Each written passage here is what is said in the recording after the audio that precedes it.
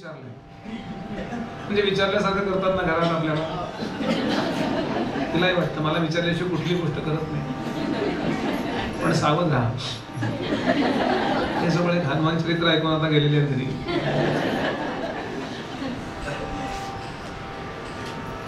आणि वर्णन केले की वानराला त्यांची शेपटी खूप प्रिय असते, ती पेटवूया, तिला अग्नी नेऊया. मग आता अनेक रामायणकारांनी रंगवलंय की त्याच्या शेपटाला जेव्हा कापड गुंडाळायला सुरुवात केली, थोडं कापड गुंडाळून अग्नी लावला, एवढं वाल्मिकी वर्णन करतात. बाकीच्या रामायणकारांना इथे गप्प बसवेना हनुमंताच्या प्रेरणेने. ते म्हणाले त्यांनी शेपूट वाढवायला सुरुवात केली. लवकर आवरलं नाही की मारुतीचं शेपूट म्हणतो की आपण त्याला कवच. म्हणाले गावातल्या सगळ्या तागवाल्या लोकांनी, कपडेवाल्या लोकांनी त्यांच्याकडचे सगळे कपडे गुंडाळायला दिले. गावातल्या सगळ्या तेली लोकांनी त्याच्यावरती तेल ओतलं, आणि गावातल्या सगळ्या आग लाव्या लोकांनी. आणि हे जानकीच्या कानावर कोणीतरी नेऊन बातमी दिली की मारुतीरायांच्या शेपटाला रावणाने आग लावली आहे. आई जशी व्याकुळ होईल लेकराकरता तशी व्याकुळ झाली. काय म्हणाली असेल, मी जर खरी पतिव्रता असेल तर अग्नीने हनुमंतांना त्रास देऊ नये. आणि मारुतीरायांच्या लक्षात आलं, मला अग्नी त्रास देत नाही पण चटका बसतो नेहमी, पण आता चटकाही बसत नाही. हे वेगळाच अग्नी दिसतोय लंकेतला, नाही का? ते फोमलेस काय कापूर असतो ना, काय काय ते परदेशात आम्ही गेलो होतो, ते आरतीच्या वेळेला कापूरच लागेना. माझा हात पेटायच्या वेळेला आणि कापूर असा, त्याच्या भोवती अग्नी असा स्मोकलेस. म्हणले बुवा लगेच जरा इथे अग्नी वरती लगेच पाव पाव पाव वाजायला लागतं. म्हणलं मग आरती कशी करता? म्हणले आरती करीतच नाही. मुलीचं नाव फक्त आरती ठेवलं, म्हणले तिला फक्त देवासमोर होता. हनुमंत विचार करत मला त्रास कसा होत नाही आहे. आणि निघाले हनुमंत. रावणाला वाटलं केवढी आपण शिक्षा दिली. हनुमंत म्हणाले थँक्यू, सोय केली तुम्ही. आणि हनुमंताने एका गोपुरावर उडी मारली आणि सांगितलं पलीकडचं गोपूर. ऑर्डर दिली की त्या शेपटाने फक्त एवढंच फक्त करायचं. आणि ते सगळेच्या सगळे समर्थ सांगतात 3/4 लंका, तृतीय भाग लंका होळी पै केली, तृतीय भाग लंका होळी पै केली. जानकीची सिद्धी श्रीरामाने देखून आनंदे सेना गजबजली, रामी रामदासांची भेटी झाली. जय जय जय जय जय जय हनुमंत. आणि आता लोक जे याच्या मागे लागले होते ते पाणी गोळा करायला लागले. दमकलच्या गाड्या बोलवा म्हणाले, तयार नव्हते ते सगळे. आणि सगळ्यांची जेव्हा घरं पेटली तेव्हा ठोठो करायला लागले. काय म्हणाले त्या रावणाला, नडलं होतं का काही त्या जानकीला पळवायला? आता कळलं. तेव्हापासून म्हण पडली, आपलं जळतं. सार्वजनिक करून टाकला विषय हनुमंतांनी. हा चारित्र्याची पूजा ह्या करता केली पाहिजे, कारण असं जर वाईट वागलो तर असं भोगावं लागतं हे कळलं पाहिजे ना. का शासन करायचं? त्या शासनाचं कारण असं की वाईट वागूनही चालतंय. असं म्हटलं की मग इतके वाईट बघतात लोक. देश विकायला काढला अख्खा. त्याच वेळेला माझ्या ताब्यात द्यायला पाहिजे.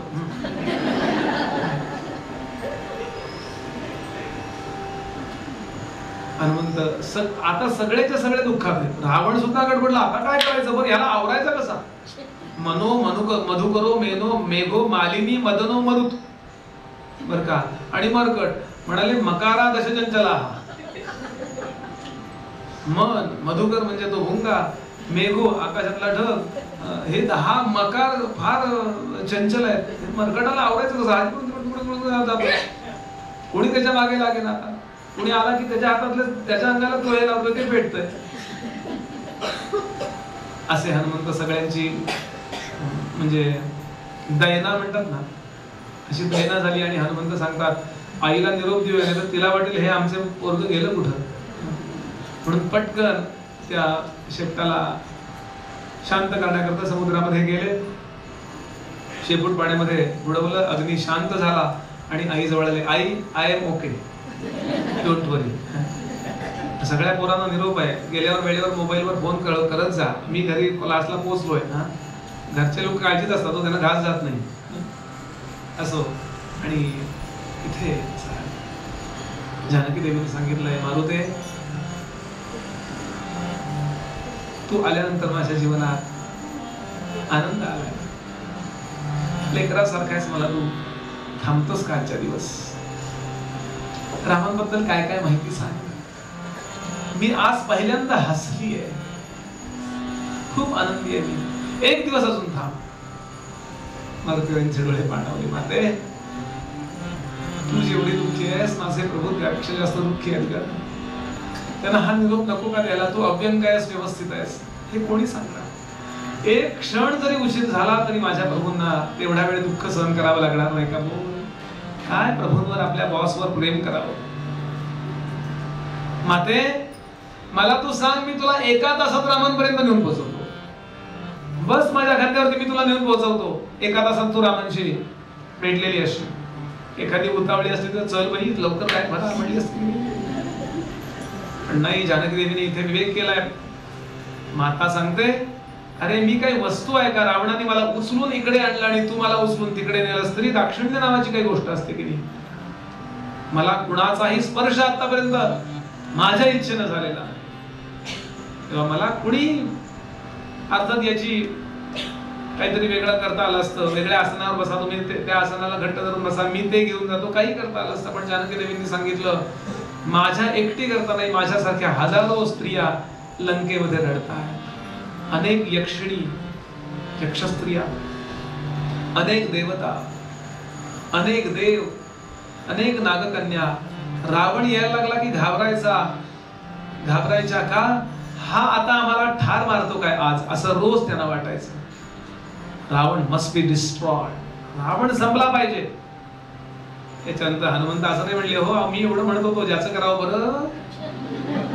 म्हणाले, माते तुझ्या योग्यतेला शोभेल असंच बोललीस, काळजी करू नको. मी असा जातो आणि प्रभूंना असा घेऊन येतो. माझ्यासारखे हजारो वानर आहेत, माझ्यापेक्षा बलवान वानर आहेत. रावण निश्चित संपणार आहे. माते येतो. जय हिंद, जय कर्नाटक.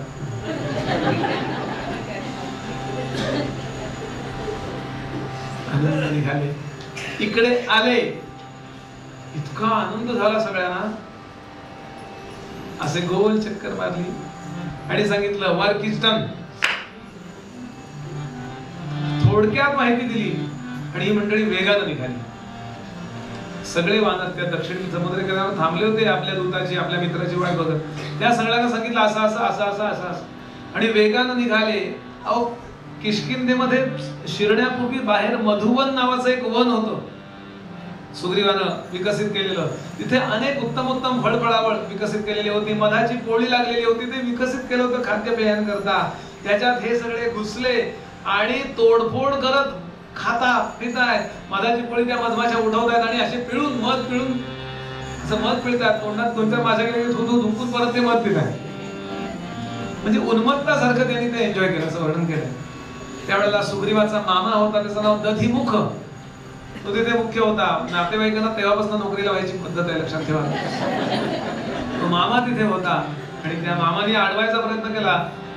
इतका त्याला धरून आपटला, म्हणजे कपडे धुतात ना, त्याला सगळं बँडेज बिंडेज लागलं. तो हॉस्पिटलमध्ये गेला आणि तसाच्या तसा तो तक्रार करायला सुग्रीवाकडे गेला. अरे म्हणाले, दक्षिणेची टोळी आली आणि ते तिथे घुसलेत आणि सगळं नासधूस केलंय म्हणाले वन. आणि फळफळावळ सगळी मंडळी खातायत आणि मधाची पोळी मोडली आहे. असं झालं तसं झालं. तो सुग्रीव म्हणला, हो अरे हो, काय आनंद काय होतो तुला, मला किती लागलं बघ. म्हणला, ज्या अर्थी दक्षिणेचे लोक असे वागतायत त्या अर्थी काम झालेलं आहे. तरुण मंडळींना जरा श्रमपरिहार पाहिजे की नाही? त्यांना म्हणा, हवं ते का? कधी मग म्हणलं, आता काही शिल्लकच नाही आहे.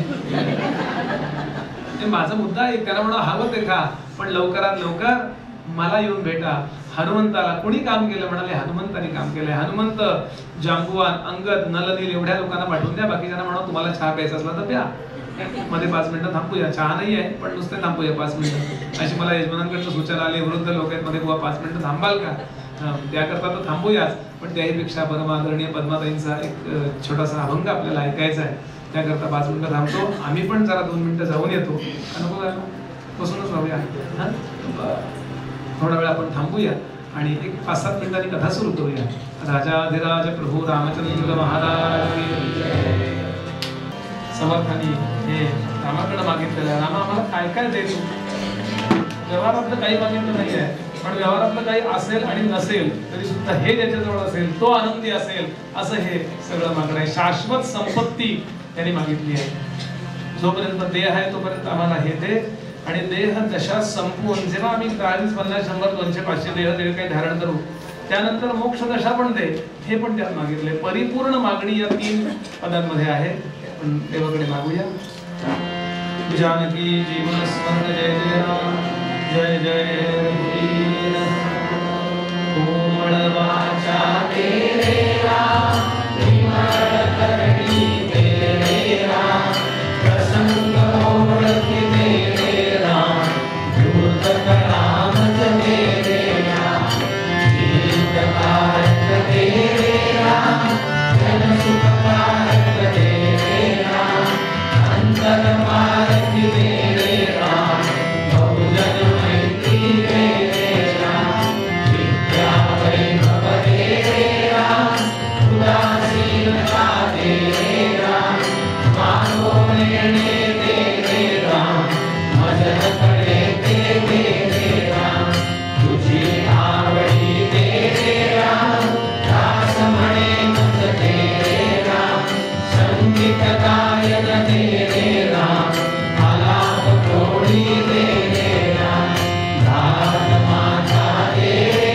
राम, अनेक धाडी तेरे राम, प्रसाद मुद्रा तेरे राम, जाडक कामद तेरे राम, हस्तकटाई तेरे राम, नृत्य कलामद तेरे राम, प्रबंध सरणी तेरे राम, शब्द मनोहर तेरे राम, सावर प्रणमत तेरे राम, बहुत भटांतर तेरे राम, दास म्हणे हे सद्गुण धाम, उत्तम गुणमत तेरे राम, पावन भिक्षा तेरे राम, दीन दयाला तेरे राम, अवेद भक्ती तेरे राम, आत्मनिवेदन तेरे राम, तद्रूप नामत तेरे राम, अर्थारोहण तेरे राम, सज्जन संगति तेरे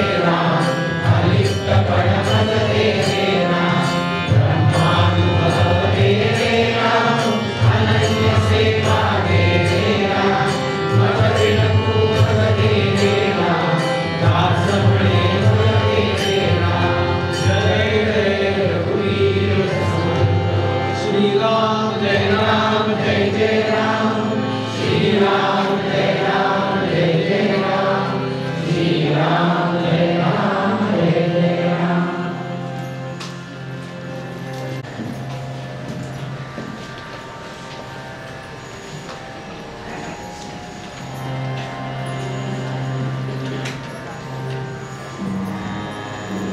यानंतर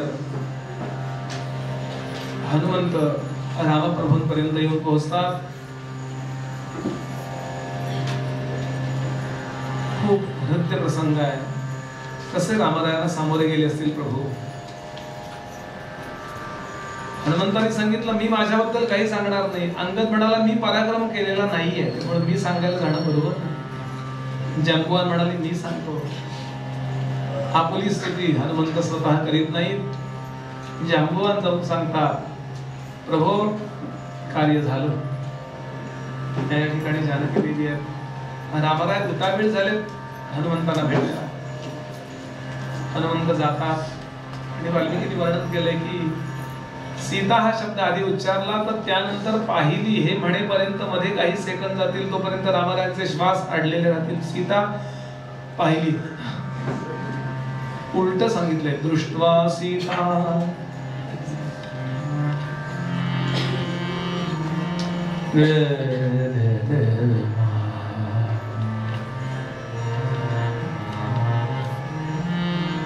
पाहिली. जानकी देवी व्यवस्थित आहेत. शिंशुका वृक्षाखाली मलिन वस्त्र धारण करून 10 महिने उपवासी आहेत. फक्त पाणी पितात. संध्येला येतात तेव्हा पाणी अन्नासारखं कार्य करतं. निरोगी आहेत पण अत्यंत दुःखी आहेत. रडून रडून डोळ्याच्या खाचा झाल्या. काळजी करू नका प्रभू, आपल्याला जायला वेळ आहे, आपण लवकरात लवकर जाऊया. हनुमंताला आलिंगन दिलं प्रभूंनी आणि सांगितलं, तू माझा बहिष्ठर प्राण आहेस, तसं लक्ष्मणासारखा आहेस, मला खूप स्तुती केली आहे. हनुमंताने सांगितलं, देवा माझी स्तुती करू नका. का? बाकी मैनाक नावाचा लोभाचा पर्वत आला त्यावेळेला मी जिंकलो. सुरसा नावाची नागमाता आली, तिला मी जिंकलं, सिंहिकेला जिंकलं. पण तुम्ही स्तुतीचं अस्त्र सोडल्यानंतर त्यात मी हरेन आणि माझा अहंकार वाढेल. अहंकार वाढल्यावर एकच होतं, देवापासून आपण दुरावतो. शरणावर मस्तक ठेवला, अश्रूंचा अभिषेक करतात हनुमंत आणि प्रभूंच्या डोळ्यातून हनुमंताच्या मस्तकावरती अभिषेक सुरू आहे अश्रूंचा. असं मंडल पूर्ण झाल्याची कथा इथे येते. कोण श्रेष्ठ? भक्त श्रेष्ठ का देव श्रेष्ठ? सांगा. श्रेष्ठ कनिष्ठतेची जोपर्यंत संकल्पना दूर पडत नाही तोपर्यंत आपण देवाशी एकरूप होत नाही. आणि यानंतर सुंदरकांड इथे समाप्त होतो अत्यंत वेगानं. पुढची माहिती विचारली आहे, बाकी काय काय झालं सांग. बाकी सगळी नगरीची माहिती दिली आहे, लंकेचा बाकी वृत्तांत सांगितला आणि अत्यंत वेगाने ही मंडळी निघाली. टाणटून उड्या मारत हनुमंतांनी रामरायांना खांद्यावरती घेतले, कारण त्यांना यायला वेळ लागेल. मानवी चालीप्रमाणे लक्ष्मण आणि रामाना घेऊन ही सगळी मंडळी काही दिवसातच दक्षिण समुद्र किनाऱ्यावरती येऊन पोहोचतात. आणि इथे भगवान शंकरांच्या कृपेची याचना प्रभूंनी केली आहे. रामेश्वर स्थापना. अद्भुत रामायणात अशी कथा येते की रावणालाच ब्राह्मण म्हणून बोलावला. कल्पना आहे, कल्पना म्हणून आहे, काय हरकत नाही, फक्त कल्पना माहिती असावं. पण बऱ्याचदा व्हॉट्सअपवर मेसेज फिरला की ते खरं आहे असं वाटतं आणि अजून गोंधळ होतो.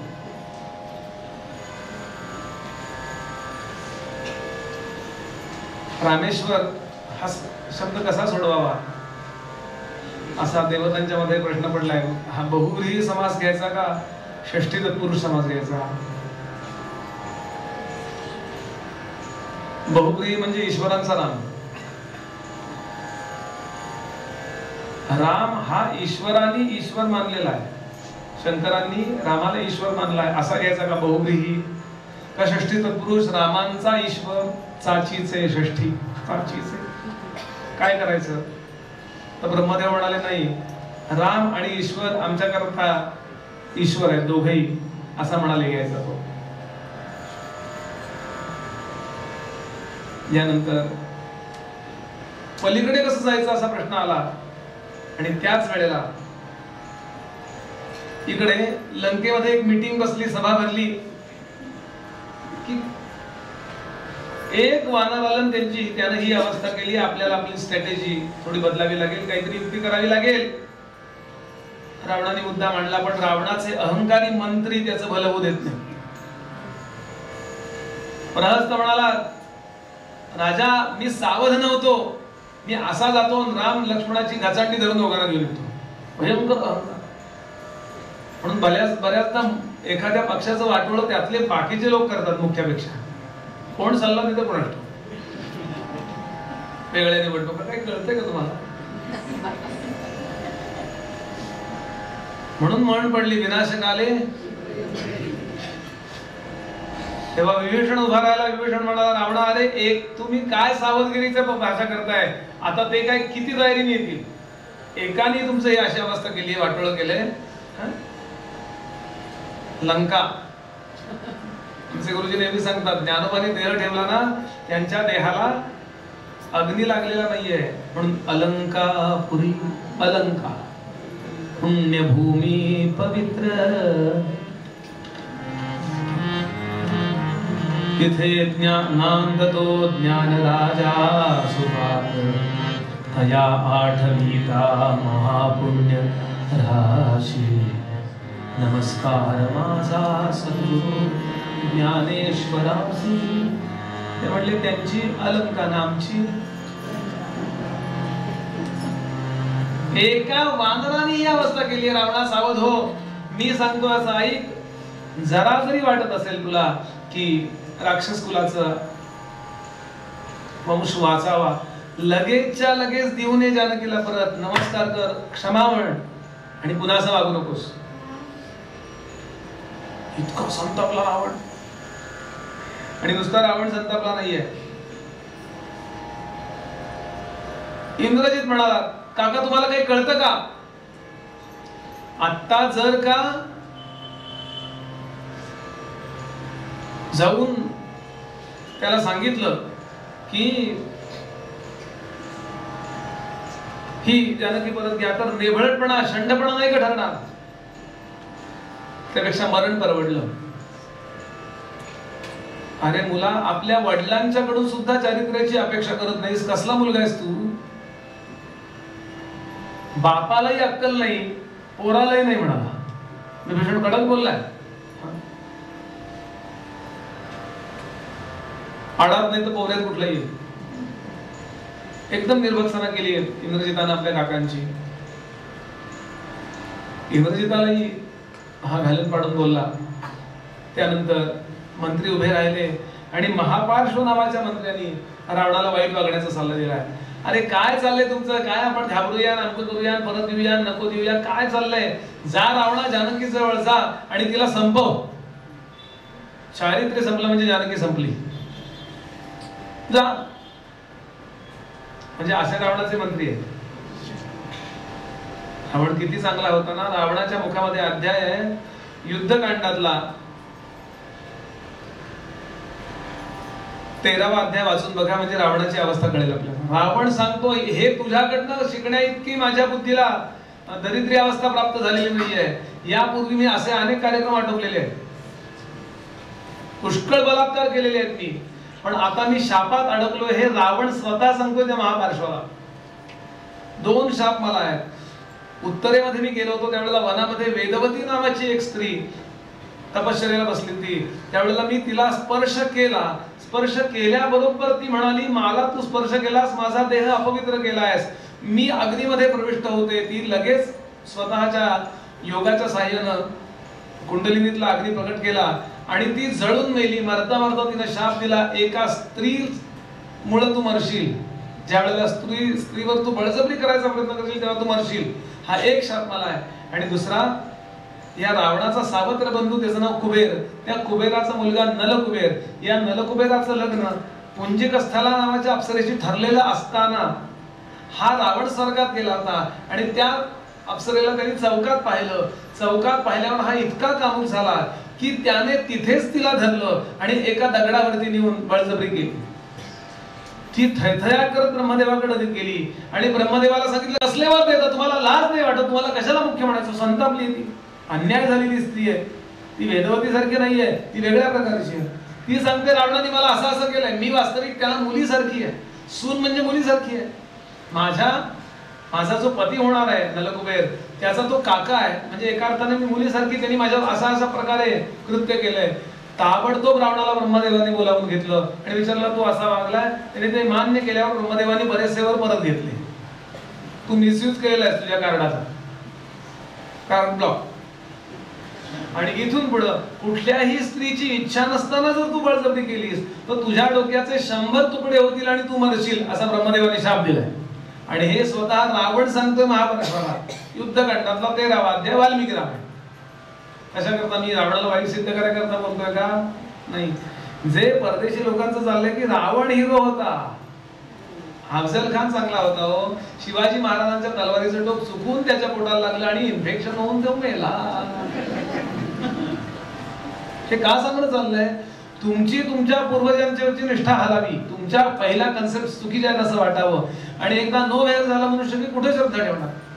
म्हणून कामुकता हे एकव्यवस्थित हरणाचं कारण आहे असं वाल्मिकीने स्पष्ट सांगितलं. आणि रावणाला विभीषणाने सल्ला दिला. कुंभकर्णाने पण इथे सल्ला दिला. कुंभकर्ण म्हणाला, रावणा चुकीचं वागलास, कुणाचं ऐकलं नाहीस. ठीक आहे. रावण इतका विभीषणावर संतापला, सगळेच जण आपले म्हणून आहेत ते सगळे चुकीचं विरुद्ध बोलतात. आणि सभा बरखास्त केली त्यांनी. काका या की. सभा बरखास्त केली आणि तो निघून जातो. विभीषण त्याच्या पाठोपाठ त्याच्या अंतःपुरात जातो आणि मंदोदरी समोर समजावून सांगतो. इथे श्लोक आहे, मी परवा तो म्हटला होता, तो मारीच्याच्या मुखामध्ये एकदा आहे आणि विभीषणाच्या. सुलभः पुरुषः राजन् सततं प्रियवादिना अप्रियस्यापि पथ्यस्य वक्ता श्रोता च दुर्लभः. या जगामध्ये स्तुती करणारे लोक फार सोपे आहेत. सुलभः पुरुषः राजन् सततं प्रियवादिना, पण अप्रियस्य अपि पथ्यस्य, अप्रिय असून पथ्याचं सांगणारेही दुर्लभ आहेत आणि ऐकून घेणारे दुर्लभ आहेत. बघा, आपल्याला तोपर्यंत माणसं आवडतात तोपर्यंत ते आपल्याला बरं बोलतात. समर्थ म्हणाले, संगीत चालीला तरी तो व्याप नाही, तरी अवघा संताप क्षण क्षणा विक्षेप पराधिकपणे. आपले दोष कोणी सांगितलेले आपल्याला आवडत नाही आणि प्रेमानं कोणी सांगत नाही, टोचून बोलतील. आमच्या वेळेला असं नव्हतं बाई, टोचून. म्हणून वक्ता प्रेमानं आपला दोष सांगणारा आणि श्रोता ते नीट ऐकून घेणारा, हे दोघेही दुर्लभ आहे. मी सांगतोय ते लहानपणापासून आठव, मी रावणा तुला चुकीचा सल्ला दिला नाहीये, तू राक्षस कुलाला वाचवण्याकरता, आता इगो बाजूला ठेव, मला हे कळत नाही असं समजू नकोस, पण सगळं बाजूला ठेव. निश्चित आपल्या कुळाचा नाश होणार आहे, मला स्पष्ट दिसतंय. माझी धर्मावर अविचल निष्ठा आहे, तू ताबडतोब हे कर. तेव्हा रावण धावत येतो आणि संतापून त्याला लाथ मारतो. विभीषण खाली पडतो आणि रावण सांगतो, मी तुझा त्याग केलेला आहे, ताबडतोब निघून जायचो. तिसरा आक्षेप रामकथेवर लोकांचा जो आहे ना, एक वाली, दुसरा सीता त्याग, तिसरा आक्षेप लोकांचा आहे की विभीषणाने सख्या भावाला सोडलो. सख्ख आणि चुलत बघावं का चारित्र्य बघावं? बोला, धर्मावर निष्ठा असावी का अधर्मी भावावर निष्ठा असावी? नात्यावर निष्ठा नसावी. हो, नात्यातला आहे पण ना त्यातला. निष्ठा ही चांगल्या वागण्यावरच असावी आणि त्याला स्वतः ब्रह्मदेवानी वर दिलाय, तपश्चर्या केली गोकर्ण महाबळेश्वरला, की तुझी आयुष्यभर धर्मावर अविचल निष्ठा राहील, तुझ्याकडून कधी चुकीचा निर्णय घेतला जाणार नाही, हा ब्रह्मदेवाचा आशीर्वाद आठवा. म्हणून ब्रह्मदेवानी दिलेला आशीर्वाद खरा आहे, आपल्याला वाटतं ते खरं नाही. बरेच आक्षेप रामकथेबद्दल ते परकीयाने आणलेत, आपल्याला आक्षेप असायचं कारण नाही. अजून एक आक्षेप रामकथेबद्दल आहे की रामकथेमध्ये उत्तर रामायणात जंबूक नावाच्या एका शूद्राला रामायणाने ठार मारल्याची कथा आहे. ते अमरावतीला मला भेटायला झाले होते, ते म्हणले, बुवा राम हा शूद्रांच्या विरुद्ध होता. म्हणलं कशावर? म्हणले त्यांनी जंबुकाला ठार मारली. म्हणलं जंबूक सोडून अजून कोणाला ठार मारलंय का? तो म्हणला नाही.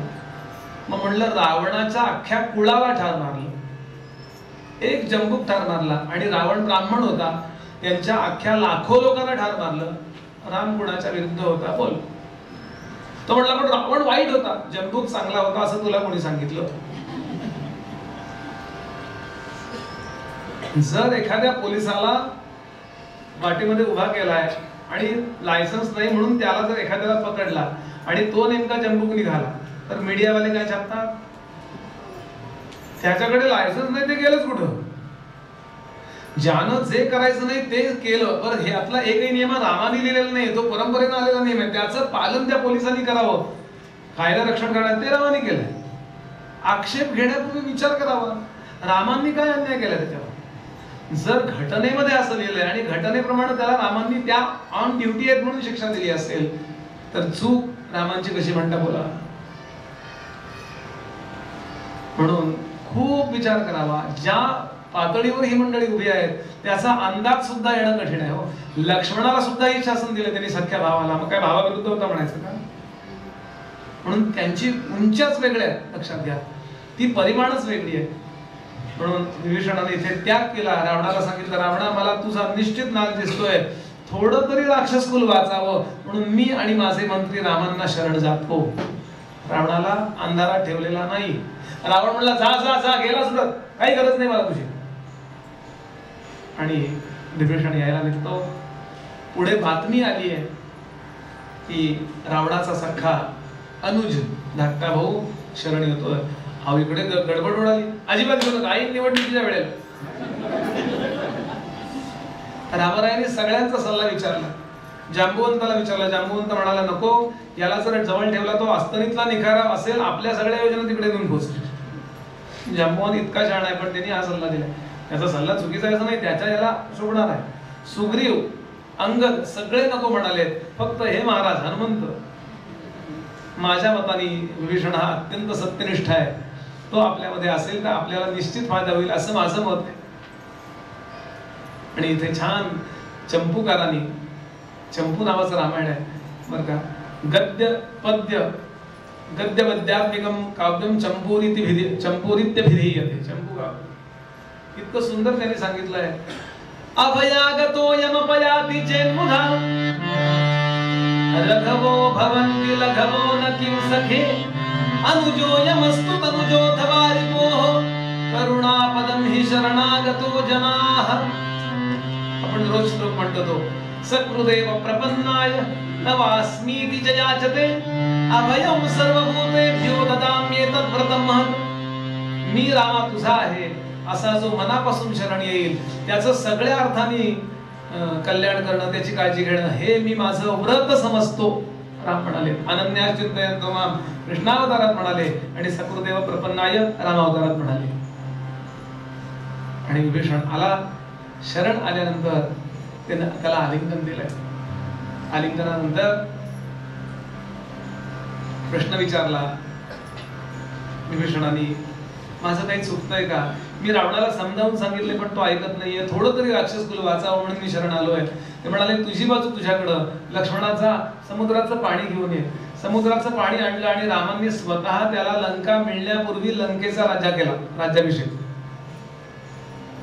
लंकेचा आता तू राजा आहेस, जिंकण्यापूर्वीच सांगतो. आपला आधी कॅन्डिडेट जाहीर करावा लागतो की नाही?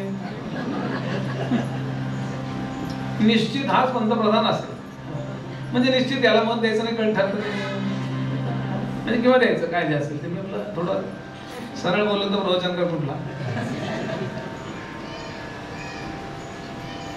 यानंतर सुग्रीवाने प्रश्न विचारला, आता रावण शरण आला तर तुम्ही याला लंकेचा राजा केला, काय रामांच्या चित्ताची उंची असेल? ते म्हणाले आता रावण शरण आला तर त्याला मी अयोध्येचा राजा करीन आणि मी वनात राहीन. मी भरताला सांगेन याला राजा कर अयोध्येचा. रामाचं राज्य याचा अर्थ रामाच्या विचारांचं राज्य, रामा नावाच्या व्यक्तीचं. मला शरण आला याचा अर्थ मी सांगेन तसा वागणार, तर शरण जायला अर्थ आहे ना. इथे अन्याय असता कामा नये. मग ते रामाचं राज्य, मी याला तिथे बसवेन आणि भरताला सांगेन आपण बाहेर जाऊया. काय रामांच्या चित्ताची उंची असेल? पण असं होणार नव्हतं हेही रामांना माहिती होतं. या नंतर पलीकडे कसं जाऊ? एकटा हनुमंत उडी मारून गेला, पलीकडे कसं जायचं? सगळे वानर काय एवढे मारू शकत नाहीये. विभीषण म्हणाला मी आपल्याला सल्ला देतो, आपण समुद्राला विनंती करा, समुद्र आपल्याला वाट देईल. लक्ष्मण म्हणला वाट बीट काही नाही, धनुष्य घ्या, धनुष्य ह्याच्यावरती रोखा, शरण येईल वाट देईल. पक्षाचा प्रमुख असतो ना, त्याला नेहमी समस्येला तोंड द्यावं लागतं. नवीन आलेले काही सल्ला देतात आणि जुनेही बोलतात. कुणाचं ऐकावं? कारण नवीनांचं ऐकलं की जुने म्हणतात हो आम्ही एवढे जुने जाणते, आता आमची किंमत उरली नाही पक्षात, किती काम केलंय तुम्ही. बरं समजा जुन्यांचं ऐकलं, नवीन म्हणतात हो आम्ही परकेच शेपटी. म्हणून मुख्यानं कसं वागावं हे ऐकायला रामकथेला जावं. राजकारणी लोकांनी सातत्याने या कथा ऐकाव्यात हो, फार महत्वाची गोष्ट आहे. रामांनी पहिल्यांदा लक्ष्मणाकडे पाहिलं, मग विभीषणाकडे पाहिलं आणि एका क्षणात निर्णय घेतला. काय होणार आहे प्रभूला माहिती. अंदाज करून बरोबर यालाही जिंकायचंय आणि त्याला जिंकायचंय. लक्ष्मणा अरे एकदम बाण रोखणं बरं नाही रे. विभीषण म्हणतोय ते ऐकूया, त्याला बरं वाटलं. आणि 3 दिवस आणि 3 रात्र प्रभूंनी त्या समुद्राच्या काठी अनुष्ठान केलंय. त्या समुद्रात देवतेला प्रार्थना केली आहे की मला पलीकडे जायला रस्ता दे. पण इतक्या नम्रतेने अर्ज दिल्यानंतर काम होईल का सरकारी? किती सह्या किती घ्या. शेवटी 3 दिवस 3 रात्र झाल्यानंतर राम रागावले, पण विभीषणाचं समाधान झालं, प्रभूंनी माझं ऐकलं. लक्ष्मणा धनुष्य बाण, तुझं म्हणणं बरोबर आहे. आता लक्ष्मणाला आता माझं ऐकावंच लागलं, त्यालाही जिंकलं. कारण नुसतं पलीकडे जाणं महत्वाचं नाही, या दोघांना टिकवणंही महत्वाचं आहे. आणि ज्या क्षणाला धनुष्याला बाण जोडला, ती ज्या आकर्ण खेचली, त्या क्षणाला समुद्र नावाचा जो आपण पाहतो ते आधी भौतिक स्वरूप आहे, त्यामध्ये देवता आहे, त्याचं नाव आधी दैविक स्वरूप.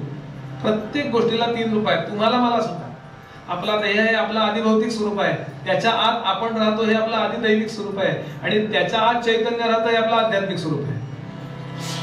बाहेरची 2 स्वरूप ही त्या मानानं तुच्छ आहेत किंवा त्या मानानं ती खोटी आहेत. ब्रह्मसत्यम जगन मिथ्या. एक व्यावहारिक सत्ता, एक प्रातिभासिक सत्ता आणि एक आध्यात्मिक सत्ता. पण या सगळ्या ठिकाणी खुर्चीमध्ये देव आहे, खुर्चीवर बसणारा देव असतोच, म्हणजे या प्लास्टिक मध्ये नाही म्हणत आहे. प्रत्येक ठिकाणी देवता आहेत, लक्षात घ्या. आणि त्या देवतांच्याशी संपर्क करता येणं म्हणजे आपली देवनाडी जागी होणं. आपल्याला अनेक 72,000 नाड्या, त्यातल्या अनेक नाड्या जाग्याच नाहीये, त्यामुळे कळत नाही. आणि त्या जाग्या नसल्यानं की आपणही काही वेळा झोपतो. त्यातली देवनाडी रामरायांची जागी आहे. ते केल्याबरोबर तो समुद्रदेव समोर येतो आणि नमस्कार करतो, मला पाही माम रक्षण कर. राम म्हणले, आधी का नाही आलास? आता माझा बाण कुठून मारू सांग. कारण तसं काही मी एकदा बाण मारलं तर परत नाही आपल्याला जाऊ देत. आपला माझ्या बाणाला सुद्धा अर्थ आहे, रामबाण म्हणतात. मला गुरुमकुल्य नावाचा एक भाग आहे, तर त्या ठिकाणी प्राणी माजलेले आहेत, तिथले मासे वगैरे बरं का, वेल वगैरे ते. तेव्हा तू त्यांच्यावरती तो बाण सोड, म्हणजे ते प्राणी मरतील आणि आजूबाजूचे प्राणी सुखी होतील. पण मी सांगतो, इकडून पलीकडे जाताना नल आणि नील नावाचे 2 तुमच्यामध्ये इंजिनियर्स आहेत. त्यांच्याजवळ स्थापत्यशास्त्र म्हणजे उत्तम अशी बिल्डिंग बांधण्याची, म्हणजे ते इंजिनियर्स आहेत. त्यांना पलीकडं कसं जाण्याकरता कसं बांधावं पूल हे माहिती आहे. मोठे मोठे दगड फोडा, ते दगड एकमेकांना वेलीच्या साह्याने बांधा, ते दगड उडू नयेत म्हणून त्यांना मोठे मोठे ओंडके बांधा. मी तोपर्यंत स्थिर राहील जोपर्यंत काम सुरू आहे, माझ्याकडून तुम्हाला पूर्ण मदत असेल. आणि काम सुरू झालं. त्याच्यावरती राम नाव लिहिलं आणि दगड तरले. ही कथा मातकथा आहे, सांगण्याकरताच आहे ती कथा.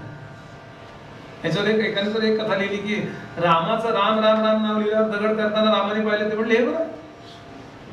रामाने विचार केला, माझ्या नावाने दगड करतात तर मी पण दगड करीन. म्हणून रामराय गेले आणि मोठा दगड घेतला. म्हणले एकदम लोकांसमोर नको शोभा, म्हणून तो बाजूला गेले म्हणाले, आणि एवढा मोठा दगड टाकला तर पुटकन बुडला. दुसरा दगड टाकला जरा लहान, याचं म्हणाले कदाचित वस्तुमान जास्त असेल म्हणून लहान टाकला. ते तर एवढे मोठे काय कोणा टोक एवढा टाकला. 8 दगड, शेवटी एवढा चिंगला दगड टाकला तर तो बुडूक करून बुडला. आणि हनुमंतांनी टाळ्या वाजवल्या, वा वा वा म्हणाले. ते म्हणले, मारुती तू कुठल्या दगडाला राहिल्या? पहिल्या दगडापासून मी माझाच उभा आहे म्हणले. 8 दगड तुम्ही टाकलेत ना, पहिल्या दगडापासून मी इथं आहे. अरे मग तू मला सांग, मी सोडलेला, माझ्या नावाने दगड करतो तर मी सोडलेला दगड कसा पडतो? हनुमंतांनी छान उत्तर दिलंय, ज्याला तू सोडला तो करेल कसा. काहीतरी सांगण्याकरता ही कथा आहे. पण रा आणि म असं निळ्या अक्षराने लिहिल्यानंतर ते 2 दगड तिथे नेऊन असे जोडायचे, खाचेत बसले पाहिजे, त्या अशा खाचा केलेल्या. रा आणि म असं हिरव्या अक्षराने लिहिल्यानंतर तेच 2 दगड मोठे मोठे, म्हणजे यंत्री परिवहंतीच असे श्लोक आहेत. मोठे मोठे डोंगर फोडण्यात आले. आणि पहिल्या दिवशी 14 योजना, दुसऱ्या दिवशी 20 योजना, दुसऱ्या दिवशी 21 योजना, तिसऱ्या दिवशी 22 योजना, चौथ्या दिवशी 22 योजना आणि 5व्या दिवशी 23 योजना, असा अनुक्रमे 100 योजना पूल बांधून तयार झाला. नंतर हे सगळे जाऊन पलीकडे पोहोचले आणि तिथे तंबू पडले. आणि रामराय सांगतात, अंगदा एकदा विचार रावणाला. काय विचार? आता युद्धाला आलोय ना आम्ही. वाल्मिकीने वर्णन केलंय, एवढ्या 5 दिवसात रावणानं पूल बंद करायचा काही प्रयत्नही केला नाही. इथेच रावण हरला होता.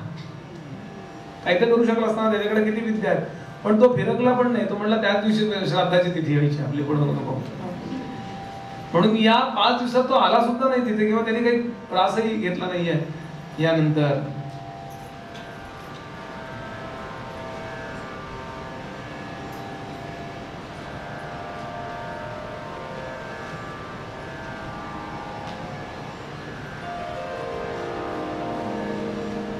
एकदा शेवटचा विचार.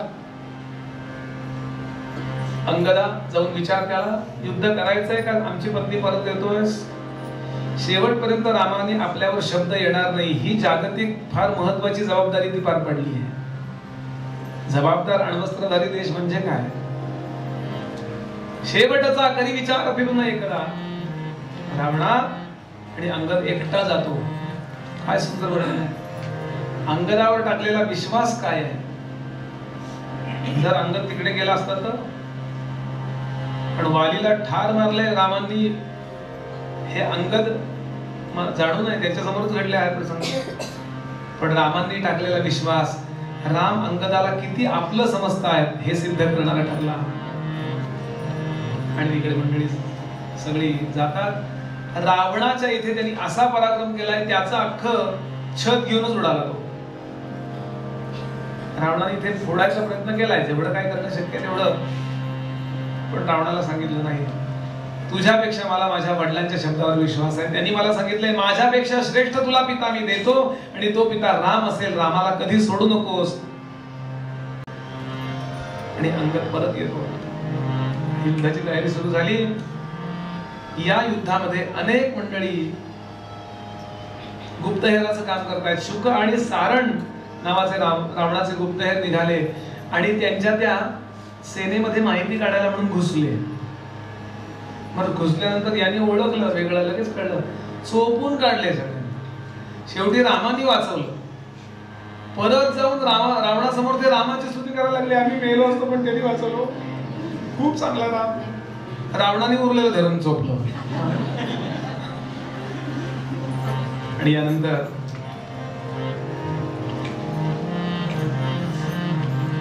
एक चूक सुग्रीवाकडनं घडते.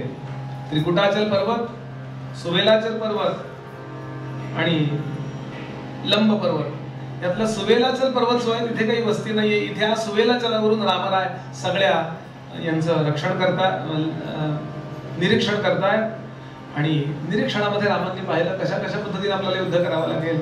राम असे डोंगरावर उभे आहेत, सुग्रीव बरोबर आहेत, अंगद, नल, नील अनेक मोठे मोठे जवळचे वानर आणि रीस अस्वल उभी आहे आणि नीट निरीक्षण करणं चाललंय. त्याच वेळेला त्रिकुटाचल पर्वतावर त्या राजवाड्यामध्ये रावण या सेनेचं निरीक्षण करायला त्याच वेळेला निघाला. खूप लांब आहे, मध्ये काही किलोमीटर अंतर, काही मैल अंतर. आणि त्याच वेळेला रावणाने वर्ण पाहिलं, सागरासारखी दिसणारी ती सेना, सागरासारखी. त्याचं वर्णन केले की किती म्हणजे किती. लक्ष गुणिले लक्ष म्हणजे कोटी, कोटी कोटी म्हणजे शंकू, शंकू शंकू म्हणजे महाशंकू, महाशंकू गुणिले महाशंकू म्हणजे एक पद्म, पद्म गुणिले पद्म म्हणजे महापद्म, महापद्म गुणिले महापद्म म्हणजे खर्व, खर्व गुणिले खर्व म्हणजे निखर्व, निखर्व गुणिले निखर्व म्हणजे महौग. किती आमची संख्या होती विचार करा. एकम दहम शतम सहस्रम, किती पुढे होतो आम्ही. हे बिलियन, ट्रिलियन, बिलियन काय आणि ट्रिलियन, पुढचे काय माहित नाही. महौग वानर पूर्ण असा भरून गेलाय सगळे वानरांच्या. रावणाने ते पाहिलं आणि पाहिल्यानंतर रावण सावध झालाय. नेमकं सुग्रीवानं तेव्हा रावणाला पाहिलं. बरं, वालीने रावणाला धरून चोपडलेला पाहिलाय, धरून थोपडला होता. सुग्रीवानं विचार केला आजच युद्ध संपून टाक, म्हणून 2-4 उड्यांमध्ये तो रावणापर्यंत जाऊन पोहोचला. आणि रावणाला जे थोबडवले त्याच्या डोक्यावरचा मुकुट पडला खाली, वस्त्र सुटायची वेळ आली. त्या दिवशी युद्ध संपतंय का काय कोणास ठाऊक. पण वालीचा मार खाल्ल्यानंतर रावणही सावध झाला होता. याच्या समोर, या वानरांच्या चपळपणासमोर आपलं काही चालत नाही माहितीये. त्यामुळे त्याने आपल्या मायावी शक्ती जागा केल्या. एकदम 10 रावण प्रगट झाले. आता सुग्रीव गडबडला. सुग्रीव महापराक्रमी जरूर आहे पण त्याच्यावर मायावी विद्या काहीच नाही. आणि आता हा रावण खरा का हा रावण खरा. एक क्षणभर मिळाल्यावरती रावणाने अटॅक केला त्याच्यावरती आणि हा जखमी झाला. इकडून तितक्यात आघात झाला, तिकडून आघात झाला आणि सुग्रीव मरायलाच अगदी मरणार. इतक्यात सुग्रीवजवळ एक गोष्ट आहे, तो उत्तम पळू शकतो.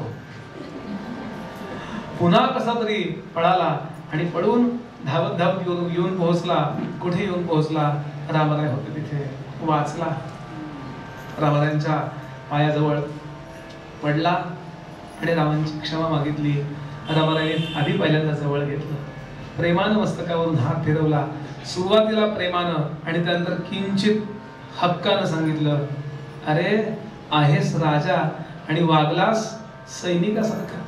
सुग्रीवा हे साहस हसले, भूपतीस तुझा मुळीन शोभले. सुग्रीवा हे साहस हसले.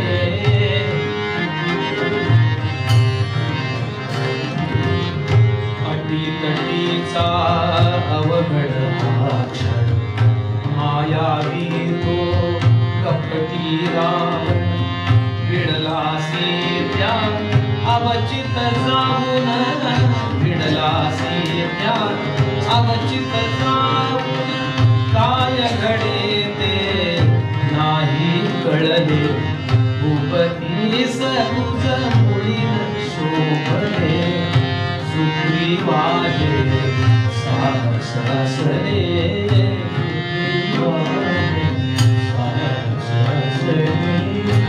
विचारल्या विण मला विभीषणा, सांगितल्या विण नला लक्ष्मणा. गुणान देता पुसट कल्पना, गुणान देता पुसट कल्पना. उड्डाणात धाडस धजले, भूपतीस तुझ मुळीन शोभले. सुग्रीवा हे साहस हसले. जरा एक गोष्ट करा. वाल्मिकी रामायणातली रामांच्या मुखातली जी भाषा आहे, जी परमादरणीय श्री गदी मांडुरकरांनी शब्दबद्ध केली आहे, निदान रामांच्या मुखातले सगळे अभंग, सगळी पद तरी आपण नीट ऐका. प्रत्येक ठिकाणी विवेकाचा आणि प्रयत्नवादाचा पुरस्कार भगवंतांनी कसा केला तुला कळतंय? अरे ज्ञात मला तव अपार शक्ती, माझ्यावरची अलोट भक्ती. तरीही नव्हते योग्य संप्रती, तरीही नव्हते योग्य संप्रती. अनपेक्षित हे आहे घडले, भूपतीस तुझ मुळीन शोभले. सुग्रीवा हे साहस हसले. वंदे जर तुझ वधने रावण, वृथा जमविली सैन्य आपण. कशास युद्धव वानर गण, कशास युद्धव वानर गण. व्यर्थच काहे वृक्ष मिळविले, भूपतीस तुझ मुळीन शोभले. सुग्रीवा हे साहस हसले. काय सांगू तुझ शत्रु दमना, काय सांगू तुझ शत्रु दमना. नृपनोळखिती रणी भावना, नृपनोळखिती रणी भावना. नंतर विक्रम प्रथम योजना, काळजीपूर्वक. नंतर विक्रम प्रथम योजना, अविचारे जय गुणा लाभले. भूपतीस तुझ मुळीन शोभले. सुग्रीवा हे साहस हसले. उपौलस्त्या सवे झुंजला, क्षीण क्षण जर एकच येता. संगीत्राने राघव मुक्ता, संगीत्राने राघव मुक्ता. तव सैनिक मज असते खचले, भूपतीस तुझ मुळीन शोभले. सुग्रीवा हे साहस हसले. काय लाभते या खंभाने, भुगता रावण लव विजयाने. लढते राक्षस उन्मादाने, लढते राक्षस उन्मादाने. वानर असते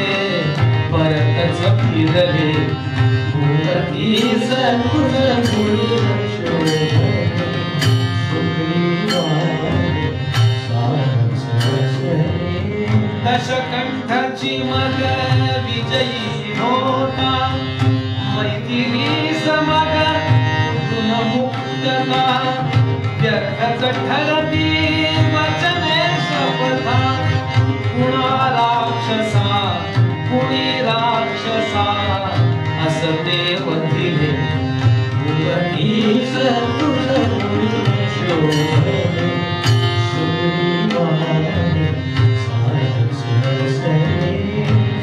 सत्वर समवी सेना दरीरणज्ञा सुयोग्य रचना आक सैन्य सह वधुरावणा आक सैन्य सह वधुरावणा व्यर्थ न दवडी शौर्य आपुले व्यर्थ न दवडी शौर्य आपुले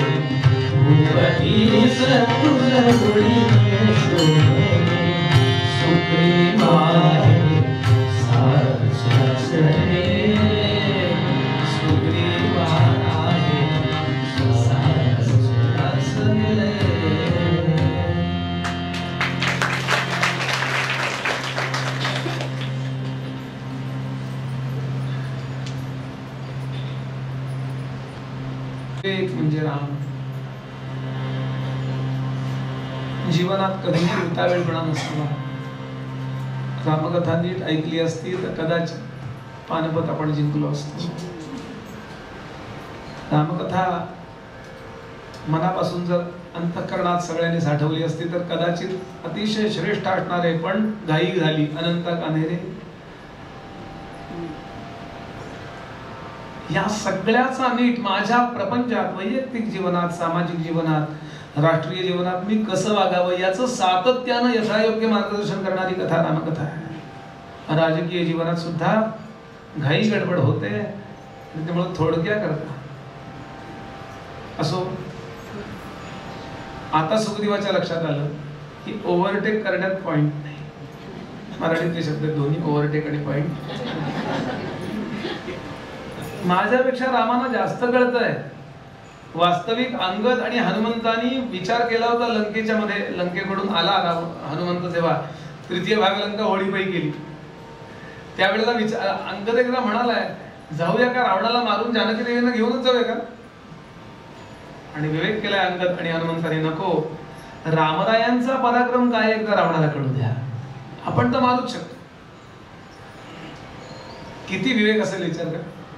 नाही तर काहीतरी तर फरक पडला असता की नाही.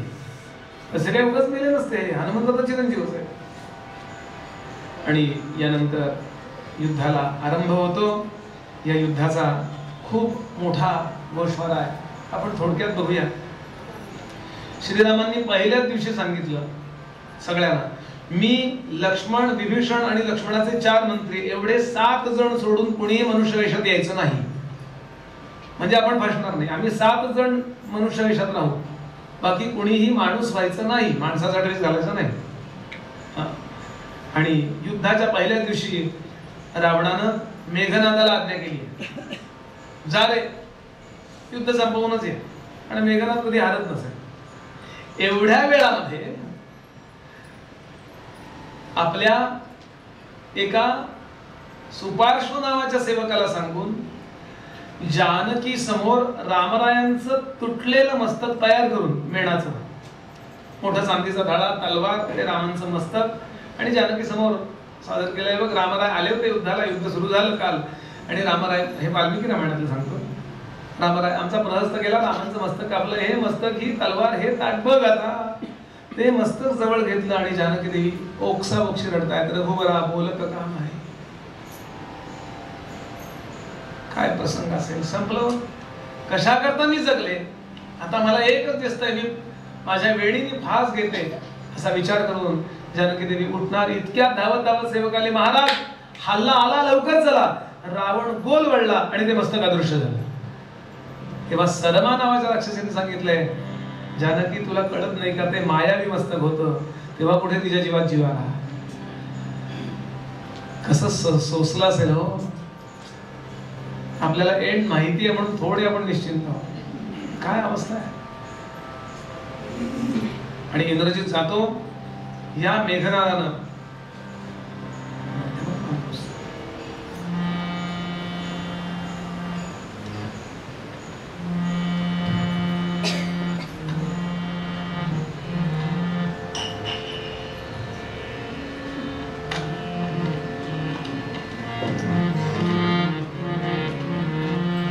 फार सुंदर वर्णन केलंय. मेघनाद जातो आणि अशा प्रकारे हल्ला करतो की रामांचा आणि सगळ्या त्यांच्या सेनेचा पहिला तडाख्यातच प्रभाव व्हावा. अनेक भयानक विद्या त्याच्याजवळ आहेत. एक ब्रह्मदेवानं दिलेलं कवच त्याच्याकडे आहे. ते कवच घातलं की तो दिसतच नसेल. एक त्याच्याकडे दिव्य रथ आहे. अर्थात आज पहिल्या युद्धाला त्यानं दिव्य रथ आणि ते कवच घेतलं नाही. काय अंदाज घेऊया तरी. आणि तो आला आणि इतक्या विचित्र पद्धतीनं बाणांचा वर्षाव करायला लागला. अंगद धावला आणि अंगदानं इंद्रजितावरती आक्रमण केलं. तुटून पडला. इंद्रजिताचा सारथी मारला. त्याचे घोडे मारले. त्याचा रथ मोडला. आणि इंद्रजिताच्या लक्षात आलं की सोपं नाही वाटतं एवढं. मग त्यानं ती शस्त्रास्त्र सगळी धारण केली. आकाशामध्ये तो रथ घेऊन गेला. त्याचा रथ आणि तो अदृश्य झाला. आणि वर्ण गगनगामी रथातून तो बाणांची वृष्टी करतोय. हात पाय तुटून पडले. मस्तक तुटून पडली. आणि राम लक्ष्मणावर त्यांनी नागपाश टाकला. आणि नागांनी रामांना गुंडाळलं आणि ठाई ठाई दंश करून काळे निळे ठक्कर पडलेले ते दोघे देह हे शुद्ध झाले. काही वेळच दिला नाही त्यांनी. पर तो कुठून येते दिसत नाहीये. आता काय करणार. सगळे हवालदिल झाले. इंद्रजित परत गेला. नुसता परत नाही गेला. रावणाला सांगितलं रावणा हवं तेवढं मद्यपान कर. राम आणि लक्ष्मण उद्या सकाळपर्यंत मरतायत. मी त्यांच्यावर अशा प्रकारचं शस्त्रास्त्र टाकून आलो. आता हनुमंत विचार करतात याच्यावर उपाय काय याच्यावर. कधीही न हारणे म्हणजे हनुमंत. हनुमंतांना पटकन आठवला त्याचा कलिंग गरुड. दोघ जण असतात ना त्याच्या पुढे. गरुड हनुमंता पुढे उभे राहतील. या सर्पांचा शत्रू कोण. फक्त मिसकॉल दिला त्याला. लवकर या. गरुड येतो फडतकारे. गरुडाच्या फडफडण्याचा आवाज आल्याबरोबर सगळ्या सर्पांनी जिथे जखमा गेल्या होत्या तिथे पुन्हा तोंड लावलं आणि सगळं विष शोषून घेतलं. आणि जातो आम्ही. सगळे सर्प निघून गेले आणि राम लक्ष्मण ताजेतवाने होऊन बसले. यानंतर रामरायांनी उठून एक पुरुष नावाचा व्यूह रचला आहे. पुरुष म्हणजे पुरुषासारखं सैन्य. पुरुषाचा आकार असतो असे. सगळ्यात पुढे उजव्या बाजूला शरभ, डाव्या बाजूला गंधमादन, पुढे सुषेण, मागे जांबुवान, त्याच्या मागे वेगदर्शी, मध्ये राम लक्ष्मण आणि पहिल्यांदा आलाय धूम्राक्ष. त्याचे डोळे असे धुरासारखे. धूम्राक्ष परवडलेले आणि तांबरलेले अनेक कारणांनी. त्याच्याशी हनुमंतांनी वैर घेतलंय. हनुमंत म्हणाला थांबा खूप दिवसात मी मारामारी केलीच नाहीये. मग मला तसा महिना होऊन गेलाय. आणि हनुमंतांनी त्याला धरला. आणि असं आपण कपडे धुवायचो ना पूर्वी. आता नाही. आता ते फुल्ली ऑटोमॅटिक. ते कपडे होतात चांगले, निघतात बरे बरं का. पण धुवायला वेळ लागतो ना त्यापेक्षा सोडवायला जास्त वेळ लागतो. घरी काम माझ्याकडे असतं म्हणून मला त्या मशीनवर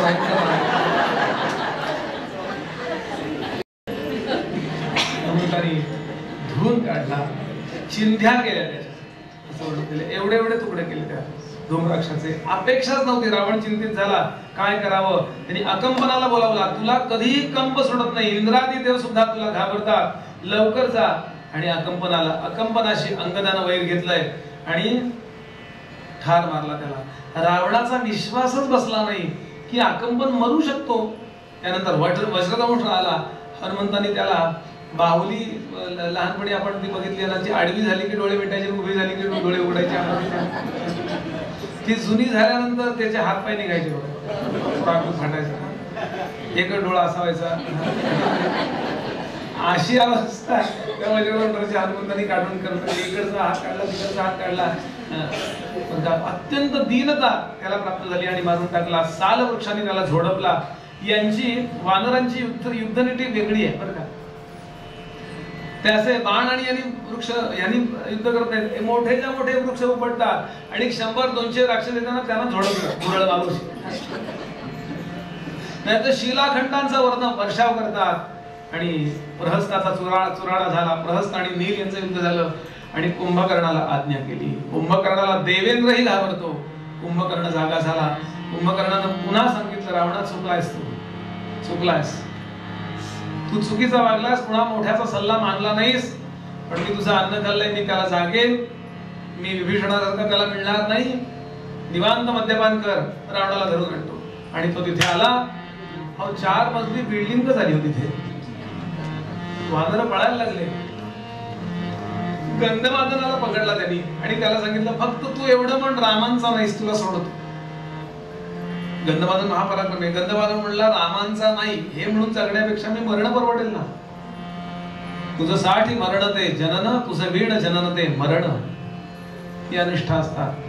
असा चेसला आणि मारून फेकून दिला. का रामरायांनी महत्वाची सूचना दिली, कोणीही वानर मेला तर त्याच्या प्रेताची विल्हेवाट लावायची नाही. सगळ्या प्रेतांचा खच ती प्रेत जपून ठेवली आहेत. सगळ्यांना जपून ठेवलंय का ते शेवटच्या मिनिटाला बघू. सगळे जपून ठेवले. आणि यानंतर सुग्रीवाला बेशुद्ध केला, काखोडीला मारला. अहो सुग्रीव हा राजा आहे. चेकमेट. युद्ध संपायला आलं. घरी आणला आणि रावणाला सांगितलं, हे बघ माकड पकडून आणलंय, याला जेरबंद करून ठेवा, म्हणजे आपल्याला सगळंच राजालाच पकडून आणल्यामुळे त्यांना म्हणेल ते ऐकावं लागेल. आणि त्याला बांधणार. इतक्यात सुग्रीव जागा झाला. पण पळण्याच्या बाबतीत त्याच्यासारखा कोणीच नाहीये. पुन्हा तेच, त्यानं नाकाचा कडकडून चावा घेतला आणि वेगानं आला आणि परत आला. नाकाचा चावा घेतल्यानंतर त्याचा एवढा तुकडा उडाला त्या